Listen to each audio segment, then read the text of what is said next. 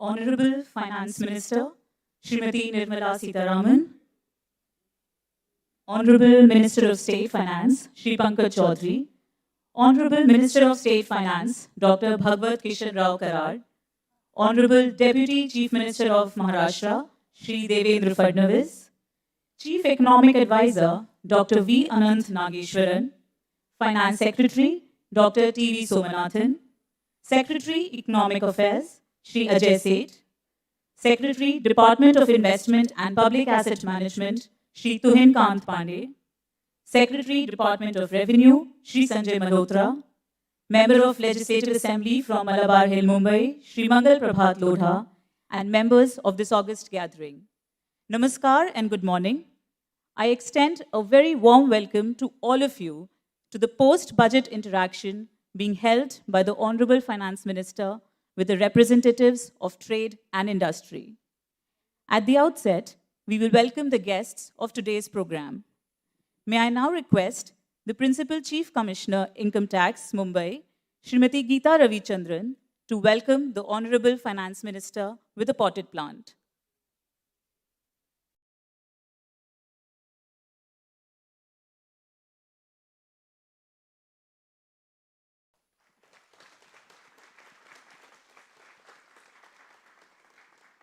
May I now request ma'am to welcome Honorable Minister of State Finance, Shri Pankaj Chaudhary.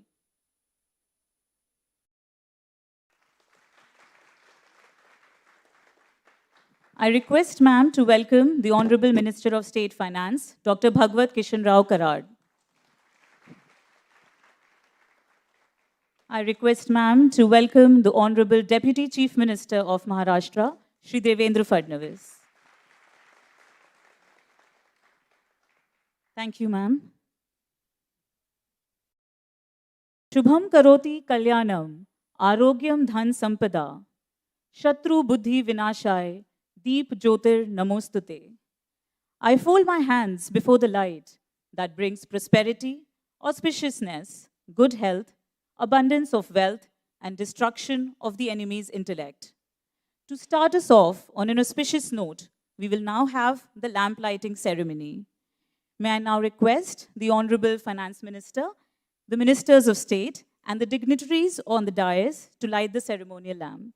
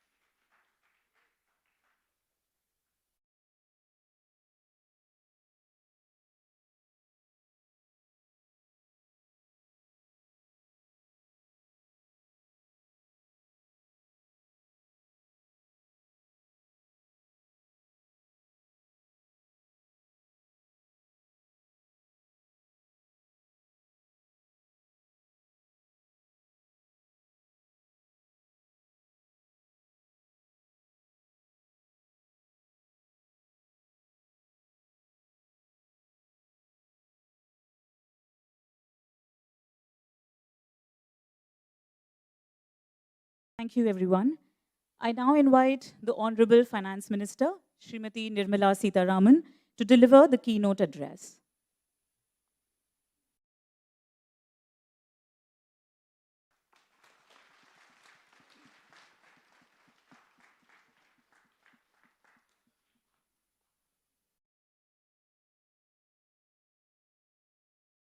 Namaskar and good morning.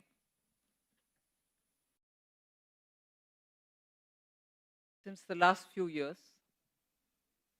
on the guidance of Honorable Prime Minister, we have set in motion a practice which didn't exist before. Budgets are placed in the Parliament, and post that, the Rashtrapati Bhashan is taken up for discussion, then there's a reply given by the Honorable Prime Minister. Post that, the budget speech is spoken upon by the members of opposition and also the treasury benches, for which a reply is formally given. Then the Parliament breaks for a recess, during which the proposed budget, finance bill and its details, are taken up by the standing committee and the various committees. After that, when the Parliament resumes in March, the appropriation and the discussion on the finance bill and passing of the finance bill happens, so that from 1st April, monies are given to the various departments. So actually, there wasn't any outreach in that sense during the session, post tabling of the budget, or even during the recess period. But it was an explicit desire which the Honorable Prime Minister expressed, saying it is all right that you have placed it in the Parliament, but it will serve well if all around the country, if the Finance Ministry's team goes around, explains what the idea is behind the budget, and then when comments are placed, you get from all over the country inputs, which, if necessary, may become part of Treasury's own amendment into the finance bill when it is taken up for discussion. And this idea has actually worked out well, because I think we've had quite a few inputs coming thus far like that on the earlier budgets, which we have, where possible, taken it up as the amendments, even as the finance bill comes for discussion. It has helped to sharp focus, fine tune, and therefore serves a very critical part of the finance bill's passing. And Mumbai being Mumbai, in all these years, the first visit post submission of the, or tabling of the budget in the Parliament, has been the first destination to which the Ministry of Finance goes. And in that, for this year too, Mumbai has taken the precedence and the entire team is here. So instead of giving a long, winding opening statement and no key speech, the budget and its provisions are there before you. Every newspaper and every television channel, other than the think tanks, have found their print and electronic space to give their view on it, on specific aspects for each one of them according to the domain in which they are interested. And all of us in our own way have our own views on the budget. With those expressed views which are out there for all of us to read or hear, and with our own views, when we meet here with the entire team of the Finance Ministry, I would think it will be only right for me to hear rather than give one more speech. You've heard me 87 minutes giving a speech which thankfully was the shortest. Thankfully was the shortest in my few budget readings. So I would think I'd leave it there and underline the fact, which is very obvious, and but stated for the sake of reinforcing the thought and underlying its importance. Growth is the main focus.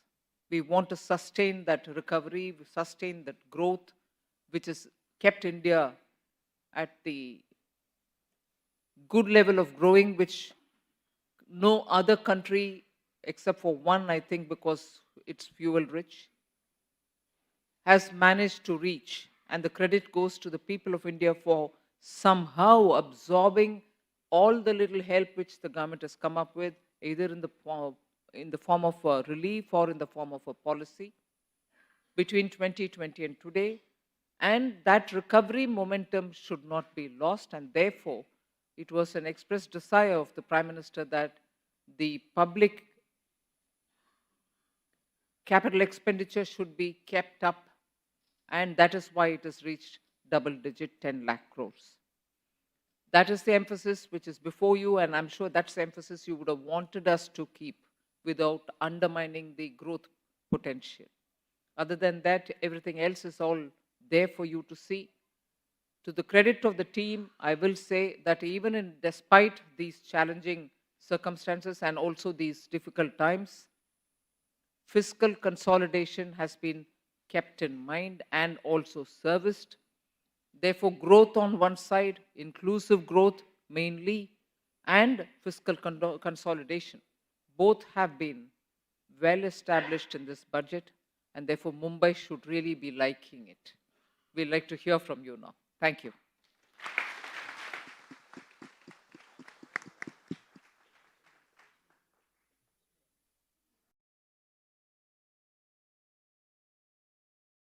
Thank you, Madam. May I now seek the permission of the Honorable Finance Minister to start the session. I now request Srimati Vatsala Jha, Principal Commissioner Income Tax, to moderate the interactive session.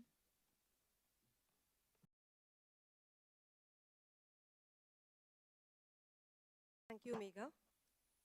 Honorable Madam, Union Finance Minister, Honorable Ministers of State for Finance, Honorable Deputy Chief Minister of Maharashtra, respected dignitaries on the dais, our invitees present today are representatives of premier business associations, various trade bodies, chambers of commerce.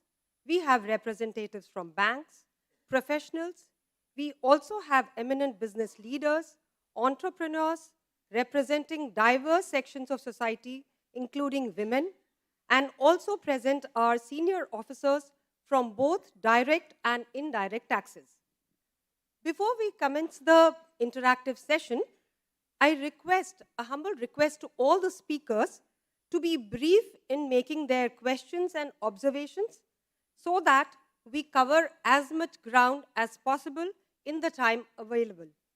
Also, a gentle request to avoid any repetitive questions. And another humble request is to keep the questions restricted to the announcements made in the annual budget 2023. Madam, I seek your permission to begin the interactive session. May I invite our first speaker, Mr. A. Bala Subramanian from Association of Mutual Funds in India.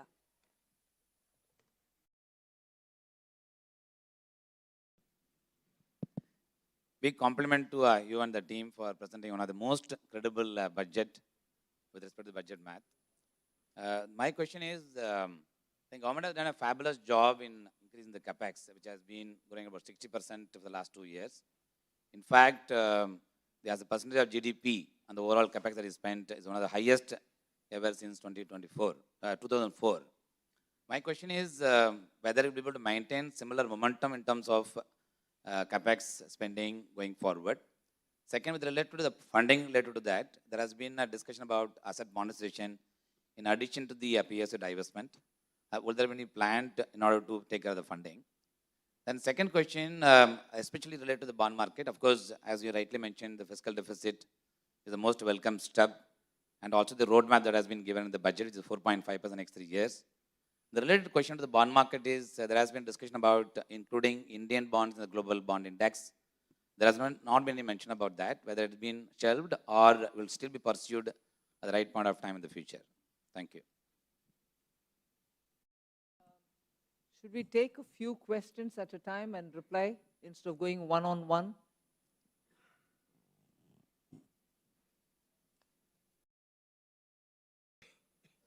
The next question is from Mr. Nilesh Shah, Group President and MD of Kotak Mahindra AMC, representing Bombay Chamber of Commerce and Industry. Good morning, ma'am. Thank you for a growth multiplier budget with fiscal consolidation as well as consumption boost. Ma'am, while you have tackled two challenges facing Indian economy, which is fiscal consolidation and revival of private sector investment, there is one challenge which is a large current account deficit stroke balance of payment deficit. I have no complaint, I have a suggestion. As Bombay Chamber of Commerce, which is India's oldest chamber of commerce from this city of Mumbai, we are actually encouraging our members not to take overseas travel and encourage domestic tourism whenever they want to celebrate or promote their dealers and partners. Part of the mutual fund industry which I belong, there also we have taken a decision not to take out overseas trip. We are only encouraging domestic tourism. I think this is something which should be supported by Finance Minister in the budget, and other people should be requested to follow. There are many suggestions from our members, especially small and medium enterprises. Some of them may get an opportunity to ask the question. Others will collate and send it across. Thank you. Ms. Vartika Mishra from NASSCOM.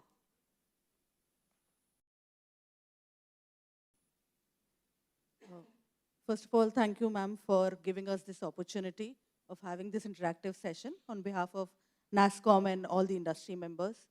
I would also like to congratulate that the budget has recognized that India is a technology-driven and a knowledge-based economy. So we and the industry are with the government on that. Ma'am, we were very happy to see that the Economic Survey 2023 recognized that there is a phenomena of flipping and reverse flipping of startups. It also recognized that there's a requirement for a collective effort from the government, the regulatory bodies, and all stakeholders to actually reverse the flip. But we did not see any announcement in the budget, so we just wanted to know, is there a thought process around it within the government, and are we looking towards enabling tax and regulatory environment for the startups? Also a related question, the economic survey also talked about the simplification of the ESOP deferment process and the IMB certification. So again, if there's any thought process that is there within the government, we would really like to know about that. Thank you. Sanjay, do you want to start? Or Ajay, do you have anything to say? Then I'll go over to Finance Secretary. Sanjay to start or Ajay to start?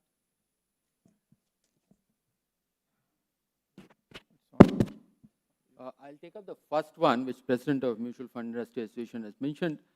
Sir, you are talking about whether we can keep the capex high even in the coming years. We have just concluded one budget session and one budget exercise, but the idea is to keep the growth momentum high, and as the situation evolves, appropriate decision will be taken for the next year. But government is committed to work with the private sector to make sure that the capex and investment in the economy remains at a high level. Your second question, whether inclusion of GSEC in global bond indices, where that one is. At the moment, there is quite a bit of uncertainty at the global level, both in terms of the exchange rate and the interest rate, etc. So this is not the right time to press the pedal on that aspect. When the global markets are a little more uniform, then at that point of time, this piece will have to be picked up again. Thank you. Before I ask Sanjay, I'd like Mr. Balasubramaniam also to send me one note, if not wanting to elaborate on it now. What is the kind of talk which is going on in your community about investment in private domain? What are the private investors thinking about doing? What are the industry capacity expansion plans? How are those happening? What is it that you are reading? We'd like to hear from you. Sure. Because not just increasing, but increasing substantially is the government's approach towards public infrastructure building. CapEx numbers are reflective of that, 5.5, 7.5, 10 now. So I'd like to hear through you. You can always contact me, send me the notes if you can, as to what is running in the minds of the private sector and their investment plans. Sure, ma'am. I think we'll send you a comprehensive note on this. Thank you. Sanjay? Ma'am, let me try to attempt the last question related to startups. So you would have seen in the budget that we have done at least a couple of things. One being the extension in the incorporation date from 31/3/2023 for startups to get the various tax benefits. As regards the certification process, let me assure you for ESOPs, I mean, there was a request even during the pre-budget consultations to simplify it, and we have had a word with Secretary DPIIT, who's very aware of this issue, and he has already increased the number of panels which do this certification by 10 times. So there used to be one panel, he has now, ma'am, expanded it to 10. So previously they had certified out of about 80,000, only about 400 of them, but in the last 1 month itself, this number has gone up from 400 to 1,200. So the capacity has been made, 10 times. So I think this issue of certification should also be, of startups should also be very quickly resolved. Thank you. I would just like to supplement one of the points made by Mr. Ajay Seth on bond index inclusion, and also one comment on the startups and the flipping, etc. So these are not specific answers, they're just giving you the context in which decisions will have to be taken. In respect of the bond index inclusion, for a country like India, inclusion in the bond index has some obvious positives, but it also has some not so obvious negatives in terms of increased volatility, increased vulnerability to decisions taken abroad which have no connection with the domestic economy. And there is experience in East Asia where a lot of destabilization has happened due to events unconnected to the domestic economy. So this is a balance which the government of India will have to keep in mind. Second, there are certain clubs, maybe the Gymkhana club, etc., where you have to wear a tie to get in and so on. But India's policies are made with India in mind. So if we get into this club, it will be with our dhoti and sari. We will not change our domestic policies to suit foreign investors. Policies, decisions will be taken based on India's needs. If that is acceptable to them, they are welcome to let us inside the club. But in order to get into the club, there will be no, bending over backwards or, changing our sartorial garb, etc. We will go on our terms is the general approach that India takes in these matters. Similarly, on the issue of startups and flipping, I just want to, as a matter of context only, India cannot aspire to be a Dubai or a Singapore. We are not a city-state. We have a huge hinterland, and the tail cannot wag the dog. So whatever policy decisions are taken will have to be decisions that are suitable to an economy of this size and this population. And the benchmarks could be countries like the United States or Britain or, economies of that size, which do not have many of the exemptions that many of our startups are seeking. So I'm just giving you the context.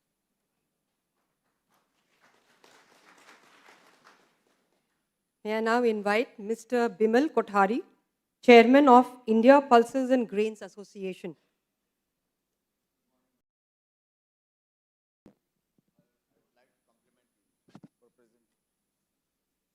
For presenting a robust and solid and growth-oriented and inclusive budget.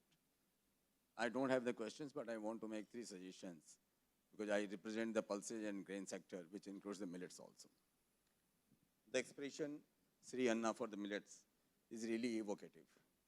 To make India a global hub for Sri Anna, the Indian Institute of Millets Research, Hyderabad,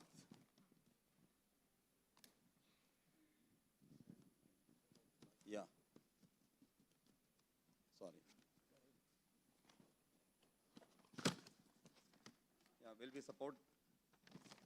IMR will be supported as Center of Excellence for sharing best practices, research and technologies at the international level. This is a great initiative, ma'am. For promoting millets, we need to adopt an ecosystem approach covering not only production, but also processing, consumption, and export. We believe promoting the consumption of millets or Sri Anna through welfare schemes will encourage growers and at the same time help advance our nutrition. Our country has suitable agroclimatic conditions for growing millets. However, we find millets prices often rule below minimum support price. This discourages the farmers. We would strongly urge a robust procurement system to support growers and encourage them. Also, I would request you to kindly consider a production-linked incentive, PLI, scheme for promoting millets exports as there is a growing demand in overseas market. My next suggestion is on the plant-based food from the pulses and millets also. To advance sustainability and challenges faced due to global warming, plant-based foods are becoming increasingly popular in Western countries. We in India have a significant production base of protein-rich crops. These crops lend themselves to extraction of protein that can be utilized to produce nutritious plant-based food, including protein-rich snacks, food for children, adults, and old persons. Plant-based foods can be distributed through welfare schemes such as midday meal scheme, ICDS, and so on. Promoting plant-based foods is sure to advance the nutrition status of vulnerable section of the population. A big policy impetus is required for this sunrise industry. Last point, ma'am, is on the fund for dal mill modernization. Such fund is sure to deliver multiple benefits. Modernization will enhance output and processing efficiency, capture higher value, improve food safety and hygiene, as well as advance consumer welfare. Modernized dal mills can attract FDI. Ma'am, these are my 3 suggestions. If required, I am ready to make a presentation to you and your ministry in New Delhi. Thank you, ma'am. Mr. Milind Kamble, Chairman of Dalit India Chambers of Commerce and Industry.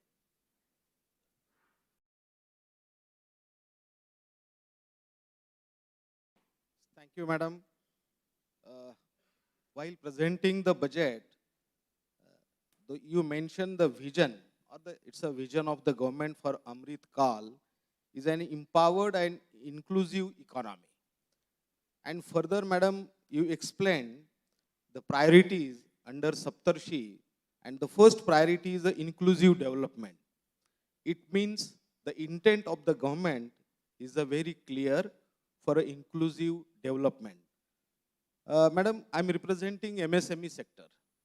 So, the economic survey has clearly mentioned the credit growth of the MSME, and which is a record, so we appreciate that, which is a 30% in the history. So, we appreciate that, Madam. The another thing, 2 points, my submission, is there were 2 schemes to support MSMEs. One for credit-linked capital subsidy for the technology upgradation, and another is a 2% subvention. These 2 schemes were the very great support for the MSMEs, but due to 2 years, they are under revision. So my request to the government, please roll out to these schemes, so which will help to the MSME sector. And the another for Stand Up India, Madam, Deputy CM and Finance Minister of our state is here. When he was the Chief Minister, he created a support for the Stand Up India. That scheme envisages that state government should create one conversion support for a 15% support, and which is the upfront subsidy the state government which is created. So my request is, your good office is to give the guidelines to all state governments to create a support system for the Stand Up India like a government of Maharashtra. Thank you, Madam. Mr. K. Nandakumar from Confederation of Indian Industry. Good morning, ma'am. It's a very wonderful budget, especially supporting MSMEs. I'm also speaking on MSMEs. The budget specifically dealt regarding contract failure clause. That is, 95% of the amount deducted or not paid for because of any contract failure, delay in deliveries, etc. And it was specifically only for COVID period. My request, ma'am, is just when the 3 phases of COVID is coming down, the Ukraine-Russian war created a lot of havoc with the supply chain, global supply chain. And that has created much more problem for the MSMEs. My suggestion is to include this period of Ukraine also into this COVID and enhance up to 30th April or 31st March 2023. Thank you. Our next speaker is Mr. Rashesh Doshi from the Federation of Association of Maharashtra.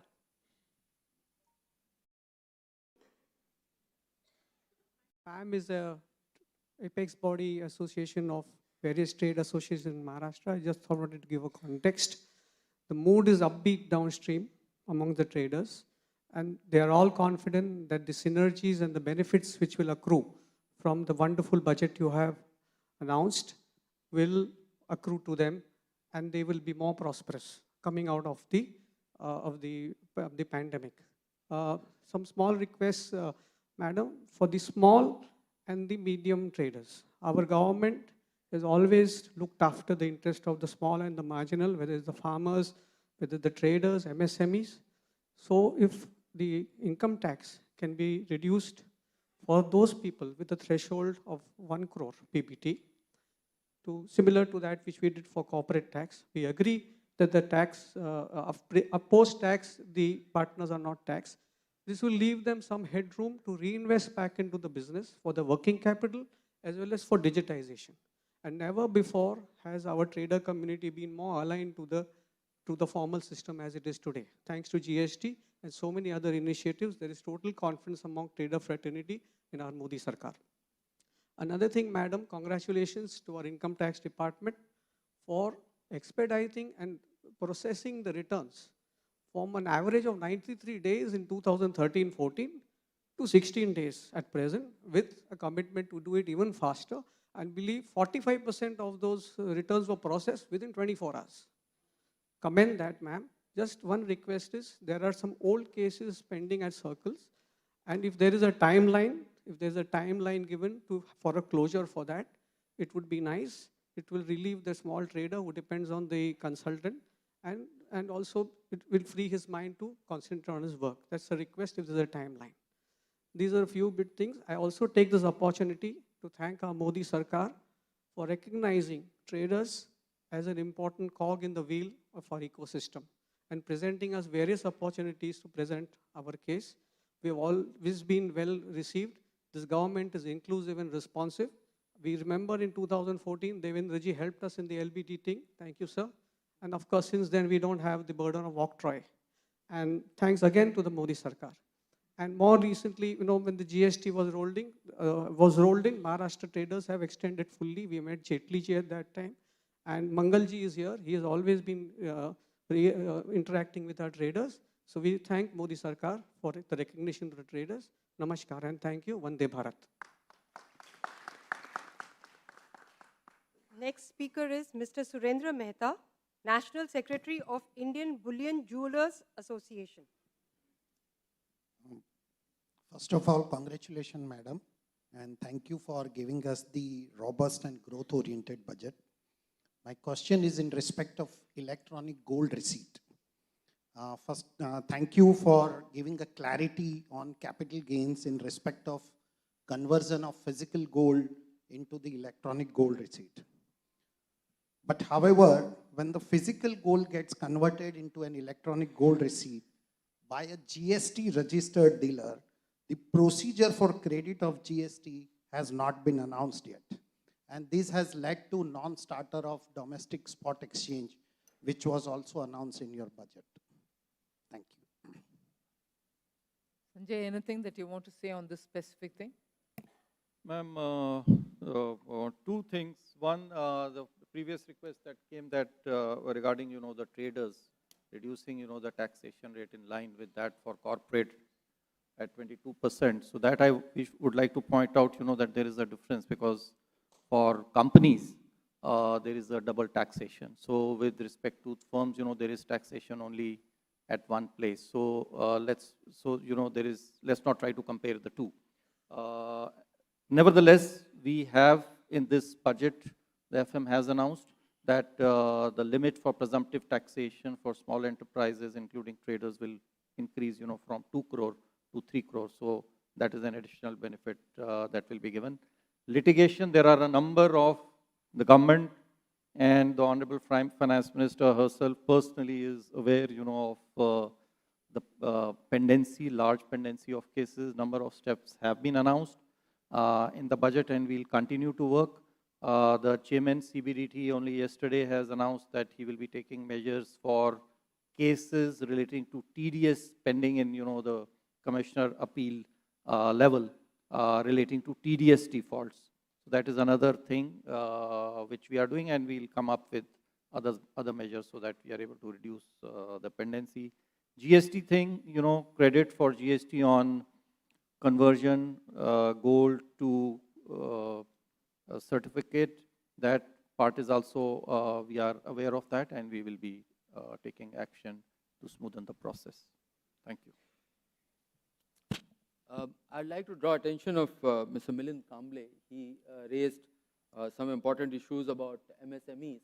Sir, I would like to bring to your notice a very important announcement which this budget has, implementation with a firm commitment to start the implementation from 1st April through further infusion into the Guarantee Trust Fund that will lead to an additional credit potential of about 2 lakh crore. Currently, the credit for MSMEs is of the order of about 1.7 lakh crore. That more than doubling that the potential is a huge credit can go. Along with that, the guarantee fee which was being loaded onto the MSMEs, the trust will pick up that burden. As a result, the effective interest rate can go down by almost a percentage point. So these will be a two major impact for availability of the credit. Thank you very much. Anantanageshwaran, economic survey has been referred to by at least 2 or 3 of them. Anything for you to add? Ma'am, specifically on the MSME, I think one of the things the budget has, which is probably not well appreciated, is the fact that suppliers would have to receive payments before buyers can actually claim tax deduction against that expenditure that they owe to the MSME suppliers. I think this is a very transformative step that has been taken. Because the survey also points out that the health of the MSME sectors during the pandemic years and further have actually held up, thankfully, far better than we would have feared at the beginning of the pandemic, which is evident in the amount of GST that new MSME tax assessees are paying. In fact, if you look at the GST data, 20% of the new GST taxpayers, 20% of them are roughly new assessees. The average GST they pay is around 1.1 lakh of rupees per annum, whereas the migrated taxpayers into GST from the old system, they pay on average 4 lakhs per annum in terms of GST taxes. So it shows very clearly that the bulk of the new taxpayers in the GST system are micro and small enterprises. So in that sense, the formalization of the micro small enterprises, which gives them market access as well as financial inclusion, has been happening quite well and quite briskly in the last few years. I just wanted to highlight these points. Thank you, ma'am. I wanted to ask a question of Mr. Nandakumar. Mr. Nandakumar had suggested that the date should go beyond the base itself. Yeah. You had mentioned that it should cover the Ukraine war period as well. But do you have any specific justification for why supply would have been disrupted by the Ukraine war, as opposed to the lockdowns and the other physical disruptions which happened in COVID, number one? Number two, obviously, if it's extended to a date beyond the budget, you will actually give an incentive to people to default prospectively, knowing that the default will be forgiven. So that is obviously not correct. But even in retrospect, why would Ukraine war have an effect on MSME supply? Can you be a bit specific? Yes. Most of the electronic components, because every process, everything electronics controlled. These SBU, the chips which are coming from overseas, they were all much delayed. Then what happened is, prior to the Ukraine war, most of the sea containers were also blocked out. So there was no availability of these containers to get the material into the country or to export also. But that was all before 2022. During the last 9 months, what is it that has happened? No, most of the containers, ship containers were locked there. So that was a problem, is primarily because of the electronic chips not available. And that plus also raw materials, special raw materials for high end of the stainless steel, etc. Anyway, we'll check the facts. I will get back to you, sir. Thank you, with all the information. Now I invite Ms. Pinky Mehta, CFO of Aditya Birla Capital Limited, representing Bombay Chamber of Commerce and Industry. Thank you. Madam, I would like to raise the two questions. One for regarding the life insurance related, where the maturity amount will be taxable as an income from other sources, where the premium will exceed 5 lakhs per annum, where the request is to increase the limit from proposed 5 lakhs to 10 lakhs and allow the indexations or a capital gain method, because these are the long-term policies. And for the purpose of calculations of the limit, GST amount should not be considered, and the specific exclusions for the premium from term policy, health policy, pension policy should be excluded while calculating this amount. The second question is that it should be clarified that the disallowance of GST credit on CSR expenditure should be made prospective and it should not be made retrospective. Thank you. Next, Mr. Umesh Grover, Secretary General of Container Freight Stations Association of India. Good afternoon, ma'am. The budget is highly focused on exports, and we congratulate you on that. This will reduce dependency on imports, create jobs, and madam, the PLI scheme has been extended. That's another wonderful thing. Just for the logistics of these exports, a lot of warehouses, multimodal logistics parts, ICDs, container freight stations, air freight stations will be required. They will facilitate these exports. However, since they come in the service sector, they are not entitled for PLI. So our request and suggestion is if they could be considered for on the PLI. And since, creation of these new infra also is highly capital intensive, it takes 2 to 3 years, it creates a lot of employment, and they will facilitate that the exports, what is manufactured, they will ensure that these exports find their way all over the world. Thank you, madam. Next speakers, Miss Ujjwala Singhania, Co-Chair of FICCI Maharashtra State Council.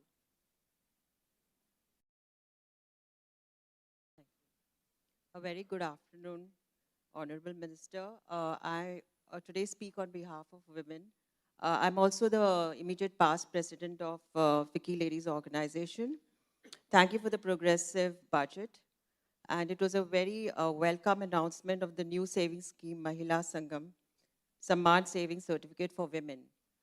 I would also like to suggest there is a lot more that one can do for women. And it was a great move last year for women reservation in boards, defense, politics. I feel we should continue this, but we need to have larger numbers at the top position. For the mid-level, I think the ease of doing businesses, whether it's a small scale or a startup, by giving them more incentives, setting up industrial parks in all different states is very important, which is totally owned by women. Financial aids, etc. At rural level, job creation by skilling, and I feel I feel it is very important that they are given digital literacy and also a huge loan and how to set up their businesses. I think to end it, I just would like to see the numbers are very important to make an impact. Thank you. Next speaker, Mr. Jayant L. Lapsia, President of All India Liquid Bulk Importers and Exporters Association.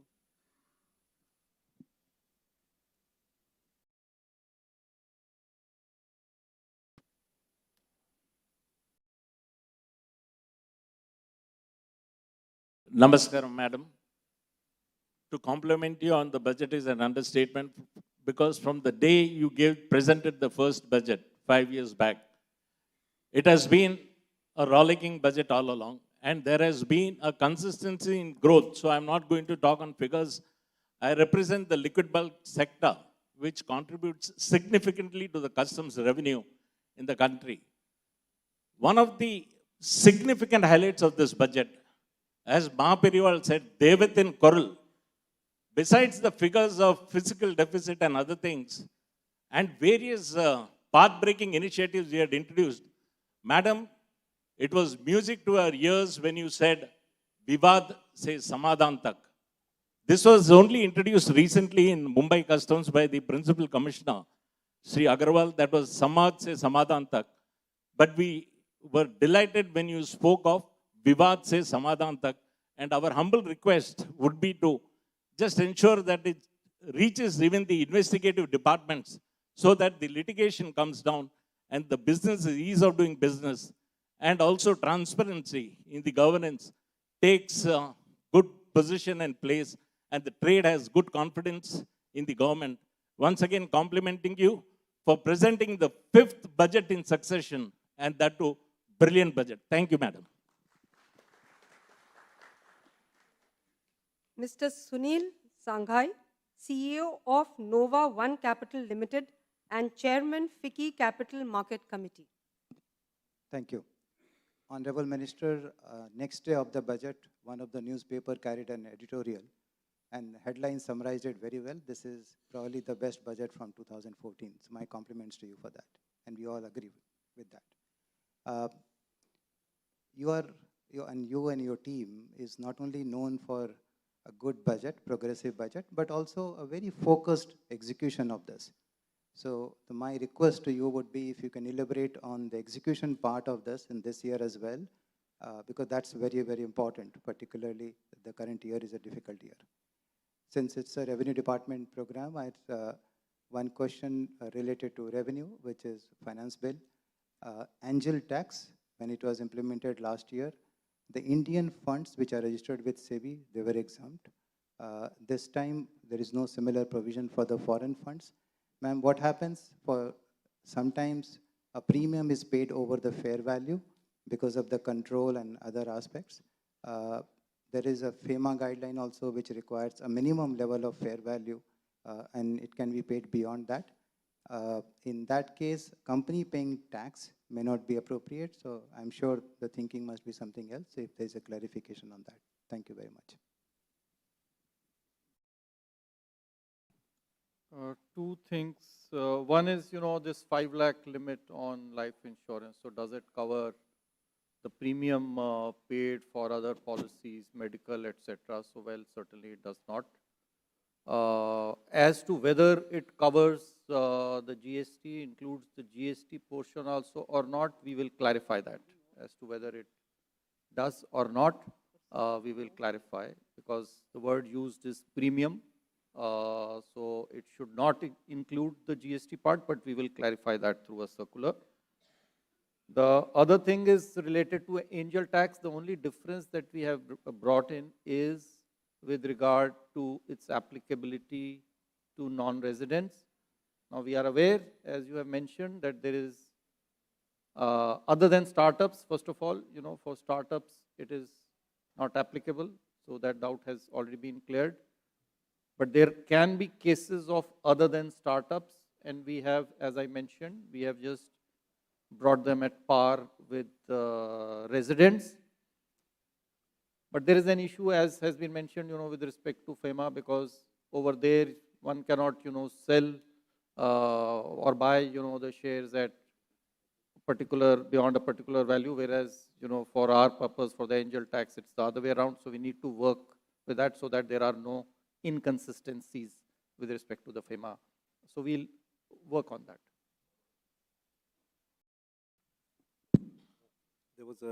There was a question on the execution of the budget.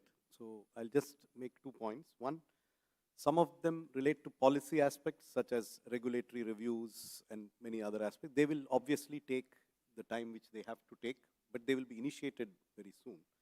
As regards the specific actions which are to be taken by the government, action is already underway. The planning for the enhanced central capital expenditure is already underway, and all the concerned ministries will be ready to spend it from April 1st when the new financial year commences. As regards the state capital expenditure, the enhanced provision of 1,30,000 crores, the guidelines have already been issued day before yesterday. So the states have been made aware of the amounts which each state is entitled to and the different windows under which that amount can be claimed. So it has already been communicated, and we are expecting the state governments to send their first batch of requests even before March 31st, so that it can be released as soon as the financial year begins. As regards 2 of the Vivad Se Vishwas schemes, one for the refund of 95% of forfeited amounts, and the other regarding the the standardized scheme for settlement of arbitral disputes. On the first one, the guidelines are expected to be issued next week. It will include a system by which the MSMEs will apply through the GEM portal. That will take a little more time, but it will be operational very soon. The guidelines will be issued most probably in the coming week. The draft scheme for the second scheme, which is the arbitral awards, is also likely to be published next week. We are deliberately publishing it as a draft so that we can solicit the comments from industry on the scheme and take them into account before the scheme is finalized. That also we expect to operationalize in the new financial year. And similarly, the budgets of the different departments for different schemes, they are aware of their budgets, they are already making the plans, and our instructions from the Honorable Prime Minister and Honorable Finance Minister are that it is our job to see that as far as possible, expenditure is front-loaded into the first half of the next financial year, and we are taking all possible steps to do that, and every ministry is already on the job, and the Niti Aayog is coordinating this effort to see that expenditure is front-loaded into the first half. Thank you.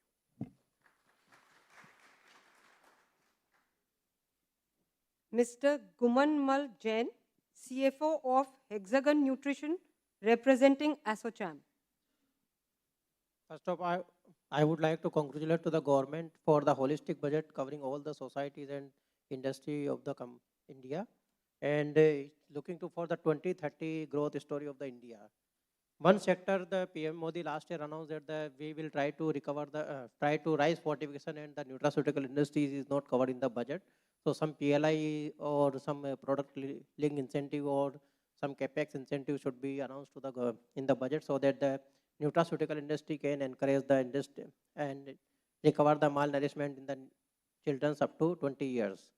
And the second is the ATC is not covered in the new tax regime, so most of the people, especially lower middle class, will not encourage to invest in the LIC or etc. So fund may be shortage, or government may not receive the funds for the low cost funds from the middle class.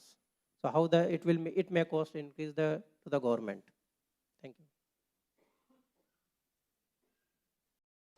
Next speaker is Mr. Sudhir Kapadia. Ma'am, 1 minute. Yes. So just a response to this, I would like to make one clarification here. Actually, the small savings schemes which are meant for the middle class, such as the senior citizen savings scheme, the MIS, these are not low-cost funds to the government. They're actually high-cost funds for the government. Actually, the rate of interest the government pays on small savings is somewhere between 0.5% and 1% higher than our cost of market borrowing in the markets. The government is consciously giving this rate of interest to benefit those sections of society. So it is not from the cost angle that, so I'm just making that one submission to you. Second, as regards the incentive for different kinds of savings, at present it's a very complex system. You get so much for this, so much for that. The approach as outlined by the Finance Minister in one of her discussions recently is that we are going to leave this to the citizen to choose which savings instrument is optimal for the citizen. And there is absolutely no disincentive to anyone to save. And this is not expected to have any adverse effect on savings. It is not as though people save only because there is a tax benefit. In many cases, they take the benefit because there is already a saving. It can be both ways. So this is a neutral effect as far as we have assessed it. Next, Mr. Sudhir Kapadia from Bombay Chamber of Commerce and Industry. Thank you, ma'am. This is a specific question on Section 9, capital A. It has been brought in the statute book since 2015, but hasn't found many takers in terms of finding a way to bring offshore management of funds into India. This will directly benefit the city as well, but also the country. Our estimate is we will get about $1 billion on a yearly basis of income if these funds which invest in India are brought to be managed from Indian shores. There are 17 conditions which have been prescribed. 3 or 4 of them are absolutely impractical. And the suggestion was that if we can relook at those, it will really unleash this opportunity for the country. Thank you. Next speaker, Mr. Shikhar Chand Jain, President of Hindustan Chamber of Commerce. Namaskar, ma'am.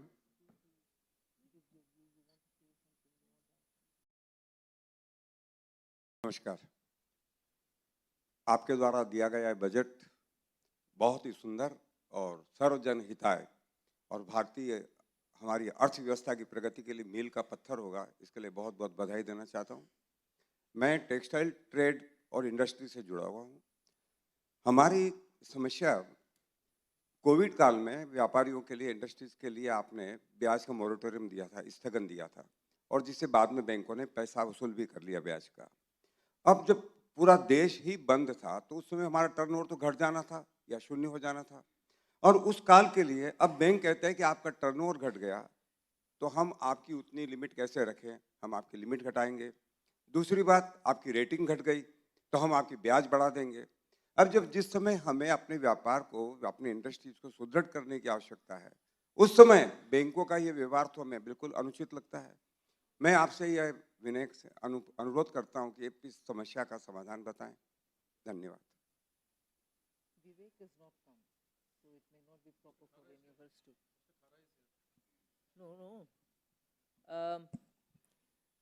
बैंकों के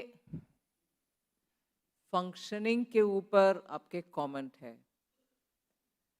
सरकार में बैंकों के नियंत्रण करने वाले अधिकारी तो मेरे साथ नहीं आए क्योंकि उनके घर में कुछ personal no wait a minute.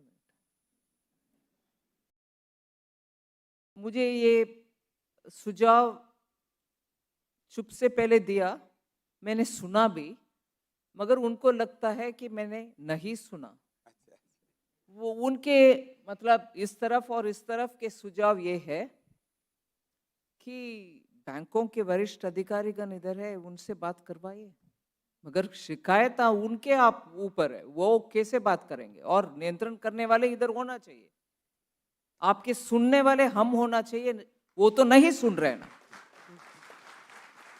सो मैं जानबूझ करके मेरे अपने भाषण दे रही हूँ, मगर फिर भी उनसे दबाव देके नहीं उनसे बात करवाइए।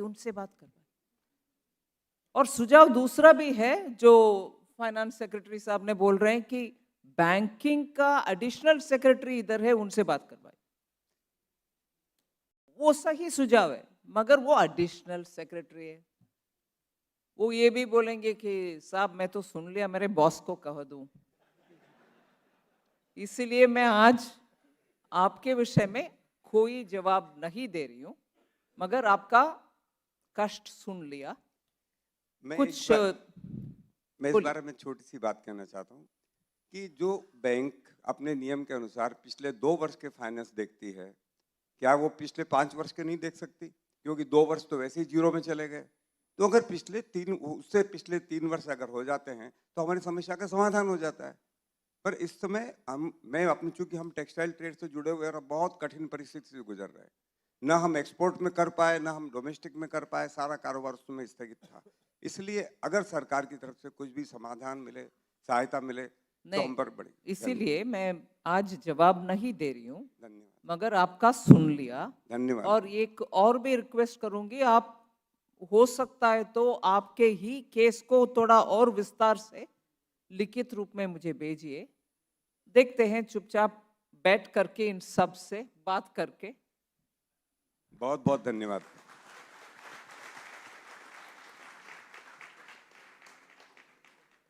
I now invite Mr. Samir Soumya, IMC Chamber of Commerce. Good morning, ma'am. I'm speaking on behalf of Ms. Anand Singhania, who is the president and who was for a medical emergency. He couldn't come this morning. Ma'am, I want to compliment you on a fantastic budget. Ma'am, it was inclusive, comprehensive, and green, moving towards sustainability. And the breadth of talking about organic farming to digital agriculture infrastructure, coming on the heels of the ONDC or the UPI Aadhaar, is tremendous, including the libraries and the work of Karigar handicrafts. So compliments. I really think the vision you've articulated deserves great applause. Thank you, ma'am. Ma'am, we really appreciate that the budgetary regime over the last so many years that we've seen is leading to greater predictability, and we are moving towards a much more stable regime. Our requests or suggestions are, just like you have mentioned to him right now, if we have some comments or views on the amendments for the direct tax amendments that you have made, is there a way in which we could have a platform like you're doing today where we could address them so that there is a better way to communicate if we have some detailed suggestions? Is there a what? No, when you're making amendments in the direct tax regime or the indirect tax regime, a way in which we could, right now we are putting them with the finance bill. Is there a way in which we could communicate our suggestions with you in detail if we have comments on the various amendments made? There's never been a stoppage. There's never been a hurdle.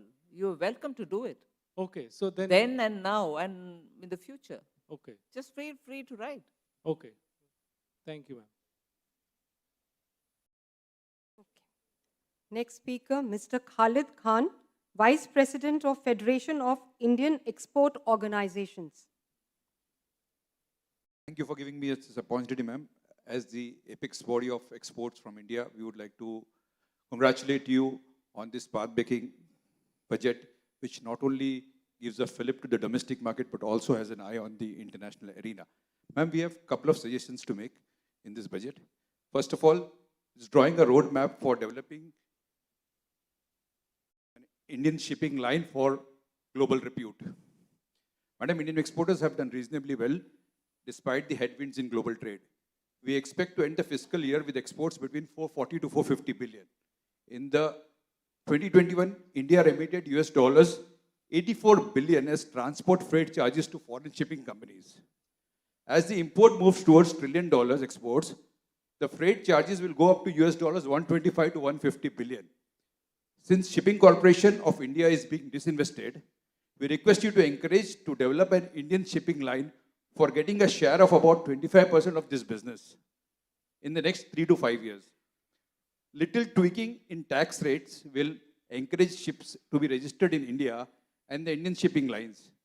I will request you to kindly look into this issue to make it India Atmanirbhar in shipping sector. Ma'am, our second point is increase in subventions for MSMEs. The budget has increased the outlay of interest equalization scheme by 23%.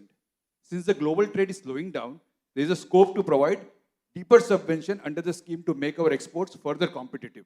Just hold on there. I'm not against giving subsidies, but I also want you to tell me something which I'm not an exporter, I want to understand. So the question might sound a bit, oh my God, this woman doesn't even understand this much. I'm purposely asking you, I don't understand. I want you to tell me. Yes, ma'am. If the intention is to promote greater exports, in a normal circumstance, give incentive, give more incentive, give more and more incentive, makes sense. From your side, that is. Yes, ma'am. But now when it is globally recognized that there is a recession in those geographical jurisdictions which normally are our markets, from where emanates the demand for India's goods. How do you subsidize here for an absence of demand there? The absence of demand is not on the price element. There's just no demand. And there's no demand not within India. There's no demand for your goods outside. So how do I incentivize here by giving more and more subsidy? Are you going to sell it for free? No. So tell me what is in your mind when you tell me, in order to promote exports, support us. Yes, we want to support you, but there's no demand there. And there are no more newer markets which are not affected by recession. Please explain this to me a bit. Yes, ma'am. Ma'am, we are looking at only the traditional markets. That's US and Europe. Probably the demand is not in those countries. That's what we are also sensing, because our European buyers have stopped the consignment in India for whatever they had ordered to us, because they don't have place to even keep their inventories. But ma'am, we are not looking at the markets such as Africa, CIS, and the Southeast Asia, where the demand still exists. In fact, the rupee payment mechanism that you are the government of India is running, we should focus on those countries because those countries have foreign exchange problem. Wasn't the Federation of Indian Export Organizations? Sorry, ma'am? Don't you represent the FIEO? Yes, ma'am. Wasn't the FIEO tracking the newer markets of Africa, Latin America, and X and Y and so on, even the last 10 years? Wouldn't you tell me, therefore, what's been your experience? Why are you not able to crack them? Leave aside now, even earlier. I know some parts of Africa, there is a problem about foreign exchange. They don't have global currencies any longer, so they're not able to pay, and we have a different problem of sorts. Our lines of credit are also not taking off. But tell me, these are not markets which you didn't access earlier.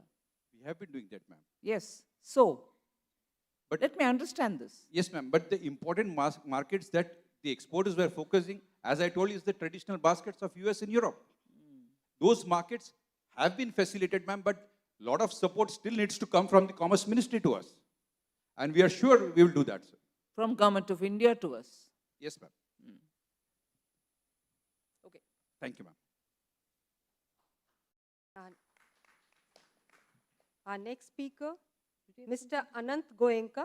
Just one clarification, this issue, ma'am, which was raised by Mr. Kapadia on the Section 9 conditions, some of them being onerous. I think the one condition which is being mentioned is about the 5% limit on the funds of residents. So, well, this particular section, Section 9A, has been brought in specifically for foreign funds, funds by non-residents.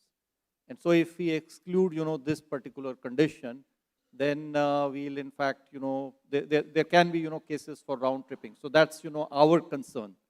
And that's why, we don't want to actually remove this condition because this is essentially for foreigners. Mr. Anant Goenka, co-chair of FICCI Maharashtra State Council. Nirmala ji, I'm going to take one step. Congratulations on a very good budget. I add to all the line of compliments you've been getting. I think it's really one of the better budgets we've seen, in all these years. A lot has been said about MSME, so I won't go there. But on green, you're in Mumbai. This last month, we've had 2 days where Mumbai has been the most polluted city in the world. You've said a lot about green. What realistically can we do to help and try to convince industry to adopt more renewable energy in their manufacturing? First question. Second question was around anything you'd like to say on disinvestment? That was one thing that we thought we haven't heard much about. And the last question might not be related to the budget, but is there, what would your message be to the RBI and the MPC now? Given that foreign... Just 1 minute, huh?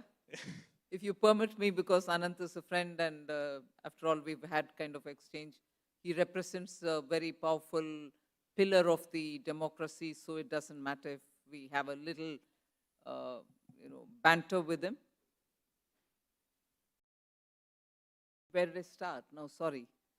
You spoke about disinvestment, then you also spoke about green. And you came on to something which provoked me to say this. The MPC, your message to the RBI and MPC, given that globally we're seeing some hints of tapering of interest rate hikes. None of you all asked me that. It takes a journalist and a businessman to do it. I hope it's a compliment. Yeah, it is. And I will answer it also. Don't worry. I will answer it also, but I thought I should. It's not in the minds of the businesses. It's more in the minds of the journalists. Please go on. That's all I have to say. That's all.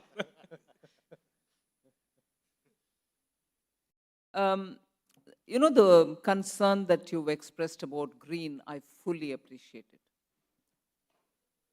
There was a time when we thought very landlocked kind of cities and towns are the ones which suffer from very severe air pollution and so on. I take the example of Delhi, which is unfortunately severely affected And also very many solutions are being discussed. But we've not seen considerable progress. And there was also this feeling from people like me who come from states which have coastlines, and therefore Mumbai, that the sea does the good cleaning job for us every day. So by the evening you get fresh air and so on. But this time Mumbai has suffered, despite the sea and so on. So I think to answer the question, the budget does speak about it. It's not just speaking about greening ourselves. It's not speaking about transitioning into from fossil fuel to renewable. It's also talking about waste management. How you treat your liquid wastage. How do you really get to the stages of cleaning that up so that that doesn't add to pollution of a different sort, but yet pollution.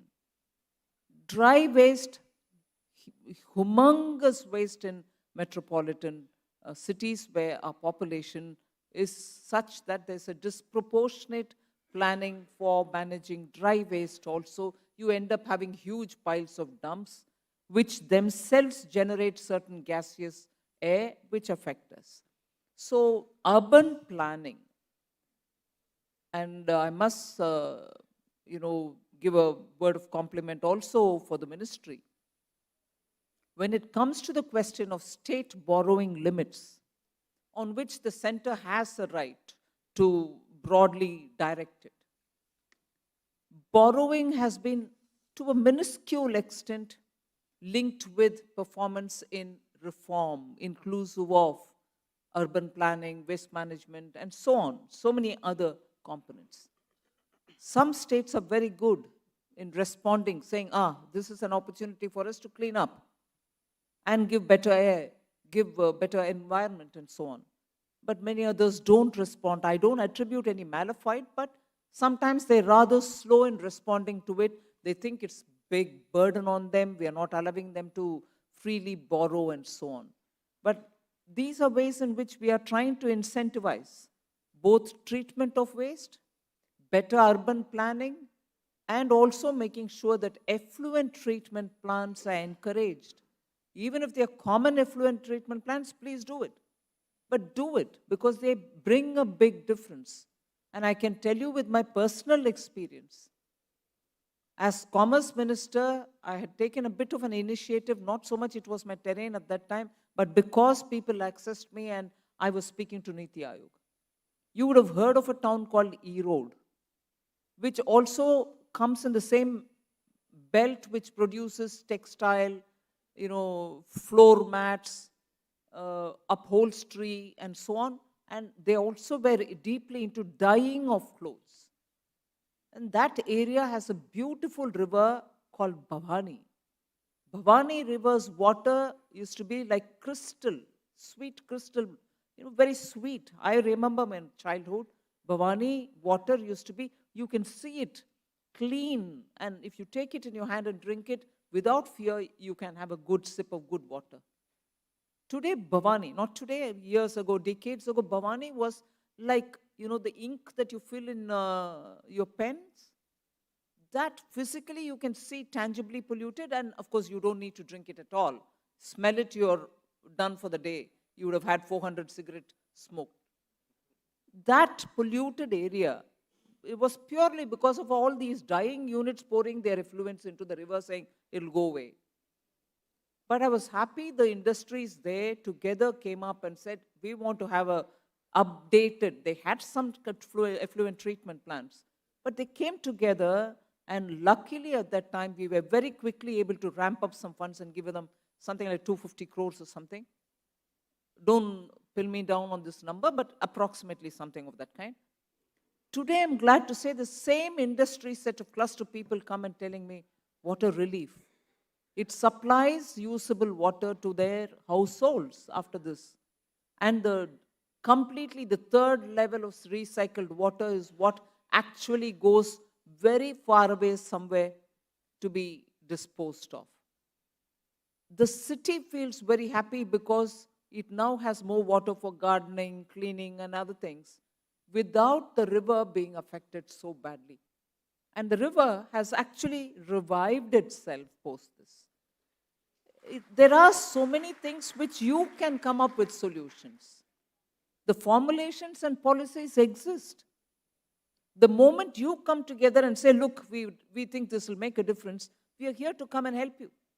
So I would, suggest, Anant, given your position as a leader of business and media, you should mobilize Mumbaikars, and I'm saying this with my Deputy Chief Minister here, former Chief Minister of Maharashtra here, and I'm sure we'll seek their cooperation as well.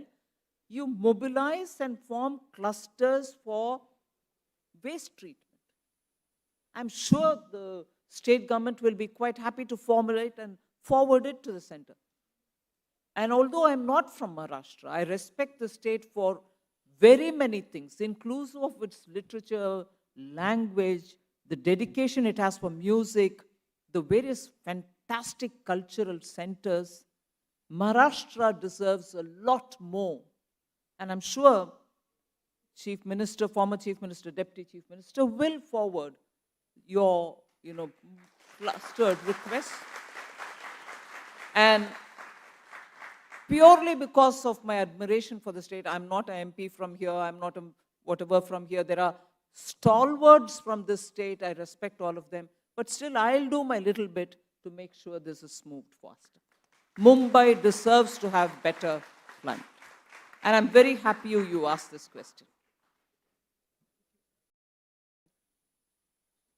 Our next speaker is Mr. Nalin Jain.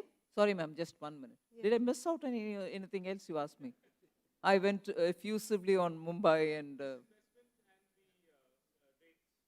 right, just 1 minute. On disinvestment, we have the Secretary, Deepam, here.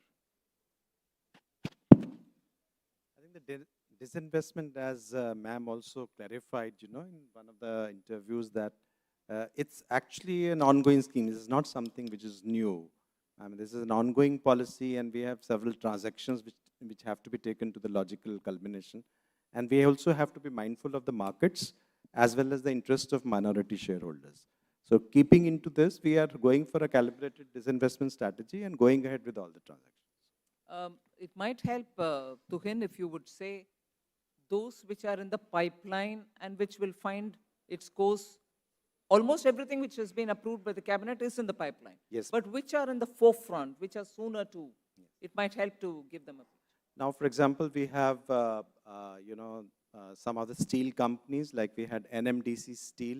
Now, this is, a brand new plant. It's almost going to be completed. So I think if it is taken out and we have demerged it and we have got expression of interest, so that has started moving forward. In IDBI Bank, we have the expression of interest and we have moved forward, and we are doing it with the help of RBI, proceeding ahead with that. We have got Shipping Corporation of India, where the demerger process is very advanced stage. Similarly, we have BEML, which is there. There's an HLL Life Care. We also have PDIL, a company which is there. So all of these are, moving towards definite stages. And of course, these are the ongoing transactions which were approved. And as you know, that disinvestment is also a complex process, especially when we are handing over the management control. It involves, a deeper scrutiny of the companies by the potential bidders, and then issues like, somewhere the real estate has to be taken out.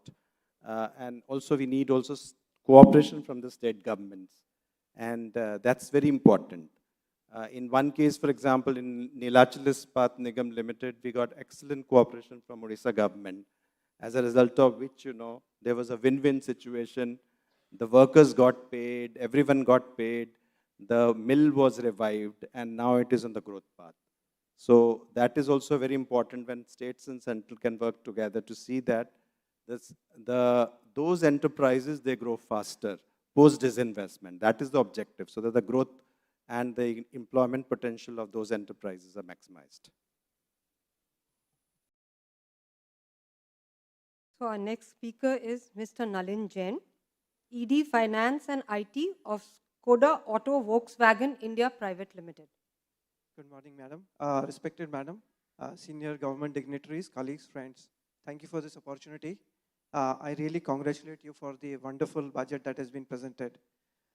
We are also thankful to the various initiatives that have been taken by the government, whether it is digitalization, tax reforms. GST was one of the biggest reforms, and I can say that it has eased our lives significantly. There were savings for the industry which were passed on to the consumers, creating a development and growth of the industry.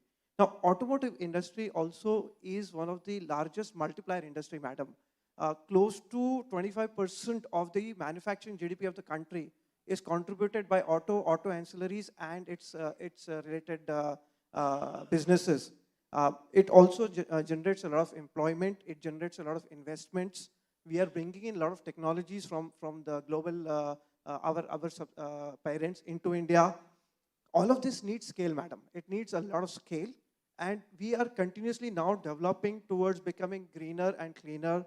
We are investing into electrification of our products, etc. If I now compare, let us say, to China or to the US, we are now third largest, which is congratulations to the government and to the entire industry. But we are a far third, madam. We are close to about 3.5 million annually versus US being 15 million, China being 20 million. So there's tremendous potential for and providing safer cars to our Indian consumers. I respect also the North Minister, Mr. Gadkari, who's bringing in more norms into 6 airbags, seat belts, etc. So for all of this, scale is very crucial, madam. Our request is to look at 2 aspects, madam, which is the cess which was introduced for a certain period.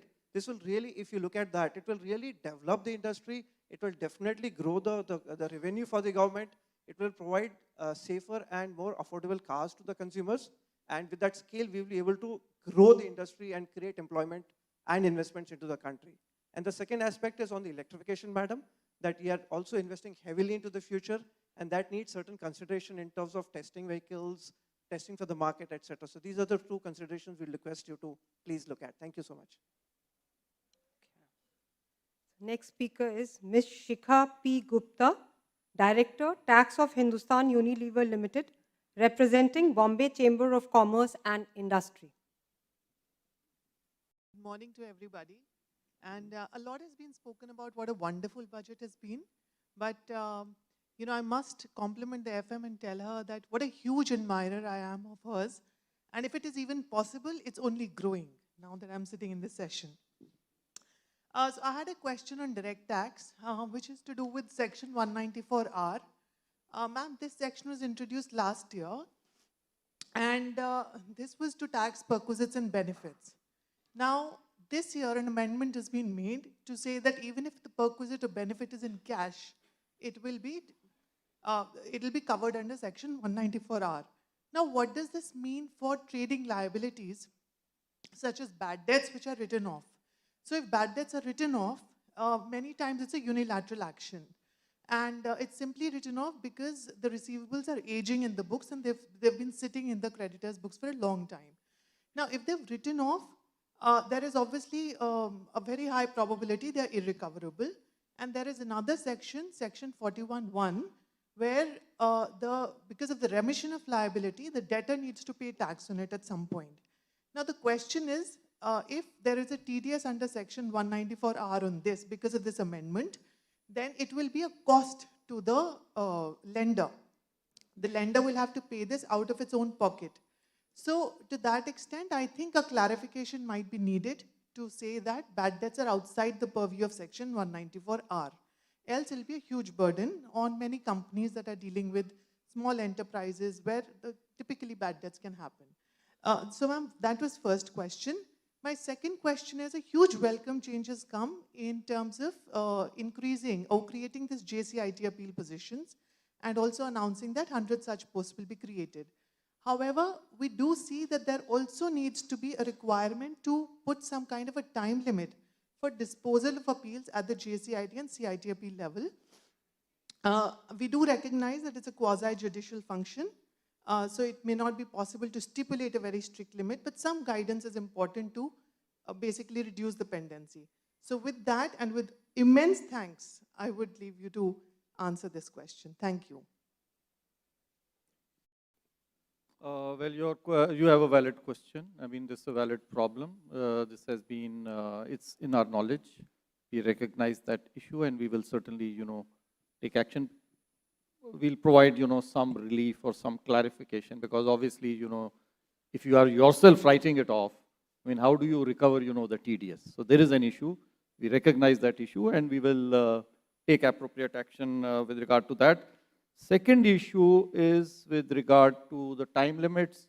We have purposely avoided it. I do not think, setting time limits help. Putting it in the statute only to be flouted, in case we don't provide the wherewithal. And so that's what the Finance Minister has done in this budget, to provide the wherewithal so that, we don't have to provide limits which our officers are then unable to adhere to. However, I mean, just to supplement that, I think one thing that we may look at is, without any statutory time limits, we could look at internal monitoring of the time taken on average and have some norms for the average time that should be taken, and then identify those who are exceeding those norms systematically, which we will try to do administratively. Next speaker is Mr. Sanyam Mehra, Chairman of All India Gem and Jewelry Domestic Council.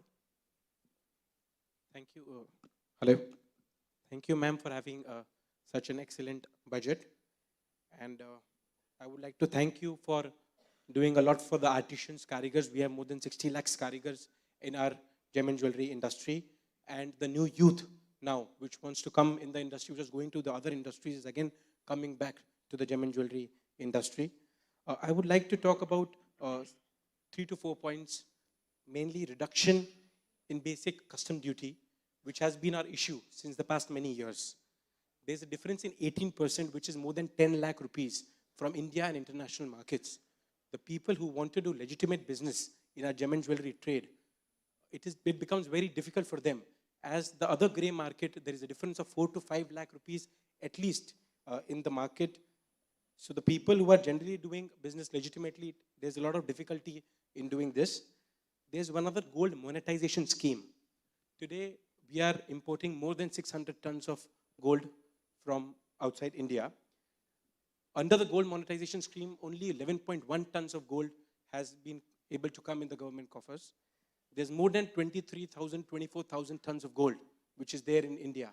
So in a way of Stridhan, which is already allowed by 500 grams, some way we can get the gold monetization and the import can reduce, helping in CAD. So this is also, I think, where the gem and jewelry industry would like to help. EMI for 22 karat gold jewelry is not there. It is there for mobiles, it is there for foreign travel, but EMI for gold jewelry is not there at this moment. Credit card commission levied by banks is, we are dealing in 4 to 5% margin. When the customer, end consumer comes to buy jewelry, there is a huge commission which we have to pay to the credit card companies also. So I think this can also be looked at. There is another issue, 5% or 18% on labor. This issue we are facing last 5 years back. We were made to understand, and the entire industry is falling 5% GST on labor. But somehow there is a confusion now which is coming, and there is no clarity still when we've written many times to the Finance Ministry also that it is 5% or it is 18%. So there's a huge confusion between us and the authorities. Also, the NRI is coming in when they are going and flocking and buying jewelry from maybe the other countries. When they come to India, they buy jewelry, which is with the handicraft industry, and generally our jewelry is bought from other countries. So when they come to India, if they can get a provision of getting a GST refund from the airport, where they can buy the jewelry from India and then they can take the refund at the airport, I think the buying can increase from the domestic retailers also. So these are my points. Thank you again. Next speaker is Ms. Anjali Bansal, founder of Avana Capital, representing Bombay Chamber of Commerce and Industry. She's left. I think she has left, madam. I come to the next speaker, Mr. R. Srinivasan, Director of AIRA Consulting Private Limited, representing Bombay Chamber of Commerce and Industry. Good afternoon. Voice a little hoarse, so you'll have to help me. Good afternoon. Thank you very much for this opportunity. I have two questions. I have two suggestions, not questions. One is, when the COVID struck, you had the ECLGS, which helped the working capital, alleviate the working capital stress among MSMEs. So therefore, MSMEs typically have a problem with working capital, not with long-term funds. One of the beautiful platforms that we have is Treads, which can alleviate the working capital stress. But a lot of large organizations and PSUs and state PSCs are not there, and they have not encouraged their MSMEs to upload their invoice there. So if you can encourage more and more large organizations, large corporates, MNCs who are doing business with MSMEs to approach the Treads platform, that will be very useful. The second is a problem with very, very small MSMEs. Maharashtra being hub of MSMEs, we have Thane, we have Vasai Virar, we have Palghar, where there are very small MSMEs, 5 crores, 10 crores kind of people. But the second generation is not interested in that kind of a business. So they either go abroad or they work in IT firms and things like that. That asset goes waste when the owner decides not to, he cannot pursue it further. So can there be a policy intervention to say some kind of merger acquisition for these kind of companies so that the asset doesn't go waste? But more importantly, they provide a lot of employment for unskilled labor. And if the owner decides not to continue with that, then that entire business, it affects employment. So those are my two suggestions. If you could please take it on board. Thank you very much for this opportunity. Now we'll be taking only a... The suggestion which came that how we can facilitate credit flow or the working capital which can locked up with the MSMEs. Treads obviously is the one platform where few things are on the anvil. But equally important is the account segregator to invoice-based lending. And basic building blocks are in place. There are a few issues to be sorted out in the coming months. We should be seeing much larger volumes coming up under the account. So then the MSMEs will have a choice. They can just approach it on an account segregator. At this point of time, it is not very smooth to just small value items to get it through account segregator model. But it should be coming up in the coming months. Ajay, you should also be telling about the way in which we have said no cash but accrual system for the large companies to not have any offset till they pay up, as and when they pay up is when they can claim the offset.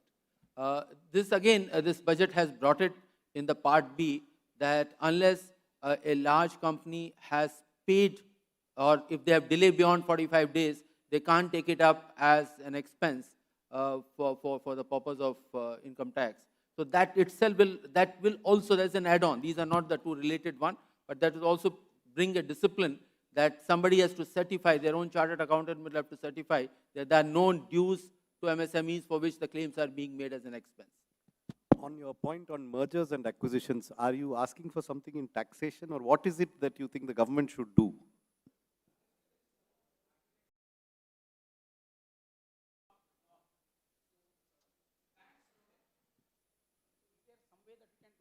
So it is not a tax issue? It is not a tax issue, sir. Okay, you are saying is there some, but what do you think the government can do? These are private parties, need to be taken over by another private party. The government has difficulty even doing its own work. Now this you want us to... No, I only want to raise this point. So if there is some way that we can sit down and think, because otherwise that asset goes waste and the employment gets affected. Understood. That's my only request. Thank you. No, I think it is it's a fair point that you're raising. But all of us can come up with our own solutions to it. Absolutely. Eventually, it's a question of the fact that there is a unit which is likely to be closed and its valuation will come to zero if nobody is going to encash on it, or, replace the promoter with somebody else. There should be a marketplace for it. Precisely. We should create a base where people who are interested in a particular sector, small unit, can find that it is available. I would think that's the immediate requirement so that there is a legitimate marketplace created so that people can go and find and then start negotiating with a concerned party. Precisely, that's the kind of thing. Right, okay. Thank you very much. Thanks a lot. Ma'am, if you permit, on the gems and jewelry, there were some comments and some questions asked. three things I would like to submit over here. The first thing is that, we do not find, we did a study, the GST, CBIC, they did a study spanning a period of over about 15 years or so. And we did not find any correlation between increased or higher customs duties and higher smuggling. So there is no correlation, that we have. And so while duties have been increased, we don't think, that is going to actually increase smuggling. So this is point number one. Point number two is on GST. Some clarification is needed on the making charges. We will provide that. That's not actually a budget thing. And thirdly, I would like to inform you that you mentioned about GST refunds being made to foreigners. We are working very actively on that, and it will be our attempt that shortly, quickly, we are able to facilitate refunds quickly for foreigners on the GST paid. Thank you. Thank you. So, ma'am, we go ahead with the next. We have just time for one or two questions more. My next speaker is Mr. Praveen Vashisht, Chairman, India of Howden Insurance Brokers India Private Limited, representing Bombay Chambers of Commerce and Industry.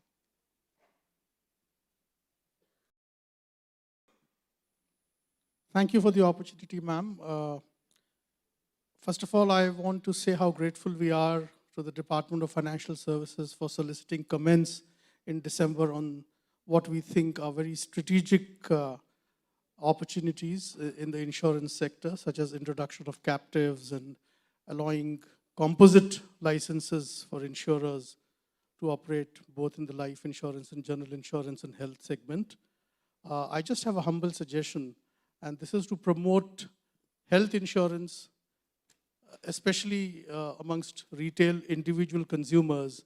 And this is a request to consider reduction in GST from 18 to 5%, if not for institutional buyers, but for the retail investors. Thank you, ma'am. And now, last but not the least question, Mr. Viraj Kulkarni, CEO and founder of Pivot Management Consulting OPC Private Limited, representing Bombay Chamber of Commerce and Industry. Good afternoon, ma'am. Let me first compliment you on a very amazing, visionary announcement that you made. And I'll mention that a little more. So your announcement of creating the Takshila, if I may say so, Takshila of securities market, is really commendable. And this is regarding the certification course that you talked about in the securities industry. Why this is important is the industry I come from is of a size $246 trillion across 108 countries. And this industry does not have a certificate course. And I've been discussing with some of the global bodies how to do it. And that's why this announcement, this visionary statement that you made is really going to help us to build skill, cut cost, and probably become what we did with the IT industry. I think that's compliment, and if we can develop this, this can be really great for the industry. The second one I have is with regard to the foreign portfolio investors. In the last 1 year, we have seen the highest number of FPIs coming into the country. Besides, T+1 has made us a global leader. There are a lot of such positive stories about our country. Maybe it's time for us to look at, having a convention like many other countries have, which can be a permanent event. And we have IFSC, we have T+1, we have the infrastructure, which can have an exposition and that can really promote. The second one is almost about 9 years ago, a delegation went and met with 700 plus FPIs. I think time's come with all the positives that you brought to probably do it again. And I'm sure at least 1,500 will be wanting to attend it. Thank you.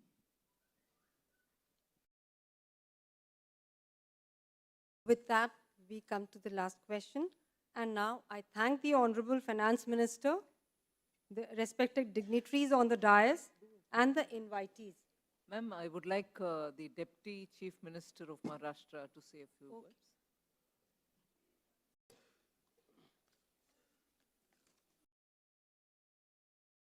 बहुत बहुत धन्यवाद।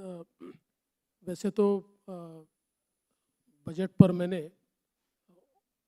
Budget के दिन ही शाम को 1 घंटे का भाषण दिया और मुंबई ने उसको सुना भी है, लेकिन since all the stakeholders are here from the different industries, I would also like to compliment on behalf of state government, क्योंकि जिस प्रकार से मुझे ऐसा लगता है कि स्टेट गवर्नमेंट्स को साथ में लेकर अभी केंद्र सरकार काम कर रही है, वो बहुत महत्वपूर्ण है।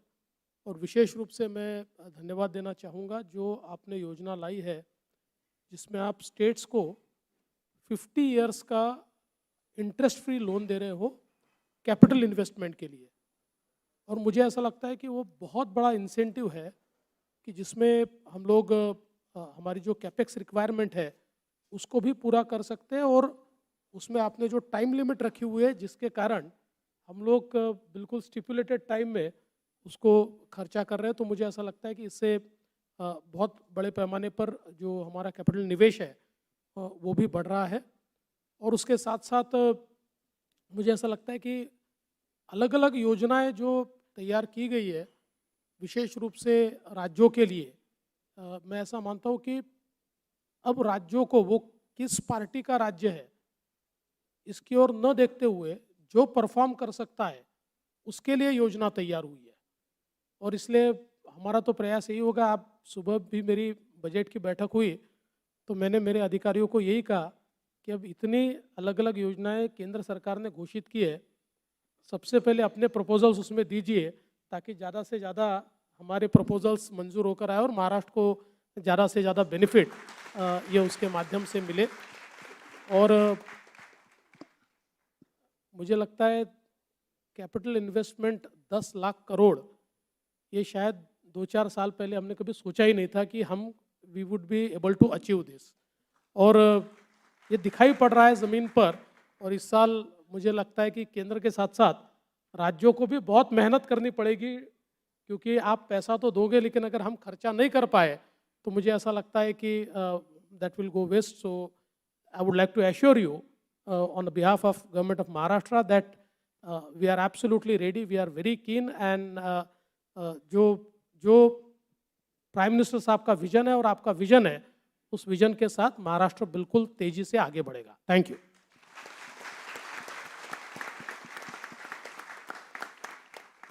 Thank you, sir. I thank the Honorable Finance Minister, all the respected dignitaries on the dais, and the invitees today for making the interactive session mutually enriching and meaningful. I also have a word to add here. The questions which could not be taken up, you could forward those questions at mumbai.dcit.hq.quad@incometax.gov.in and we shall forward them to the ministry.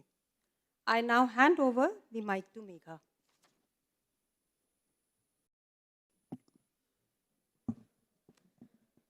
I thank the Honorable Finance Minister, Srimati Nirmala Sitharaman, Honorable Minister of State Finance, Shri Pankaj Chaudhary, Honorable Minister of State Finance, Dr. Bhagwat Kishan Rao Karad, Honorable Deputy CM of Maharashtra, Shri Devendra Fadnavis, the dignitaries on the dais, Member of Legislative Assembly, Shri Mangal Prabhat Lodha, and all the distinguished invitees for a very fruitful, productive, and engaging session. With this session now draws to a close. I would request everyone to kindly rise for the national anthem.